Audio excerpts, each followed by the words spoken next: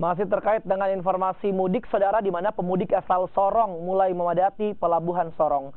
Lonjakan penumpang di hari pertama arus mudik ini mencapai 3.000 penumpang yang akan berangkat ke wilayah barat Indonesia.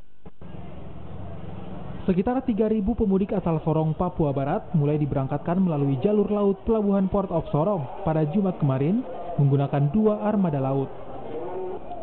Kedua kapal yakni KM Tidar dan KM Sinabung membawa penumpang dengan tujuan Fakfak, Ambon, Ternate, Bau-Bau, Makassar, Balikpapan, dan Surabaya.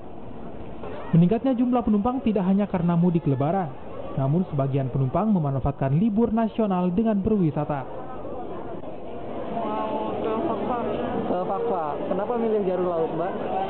Ya, karena pesawat mahal. Mana nih tujuannya? Surabaya. Surabaya. Dalam rangka? Mudik aja sih, liburan. Kenapa memilih jalur laut? Lebih, yang satu pastinya lebih murah, simpel ya, nyaman aja sih. Untuk kesiapan kapal, Kepala KSOP mengungkapkan telah melakukan pengecekan kesiapan kapal mulai dari fasilitas hingga keamanan kapal. Jadi total semuanya hampir 3.000-an. Hampir 3.000 hari ini. Hampir 3.000. Kesiapan kapal sudah dilakukan ram cek. Jadi kita sudah uji petik sudah kurang lebih 2 bulan sebelum angkutan lebaran sudah diperintahkan uji petik. Jadi kapal-kapal ini sudah diuji petik di masing-masing pelabuhan. Untuk mengantisipasi pengamanan selama mudik lebaran, pihak pelabuhan telah menyiapkan tim gabungan TNI Polri dan personil KSOP.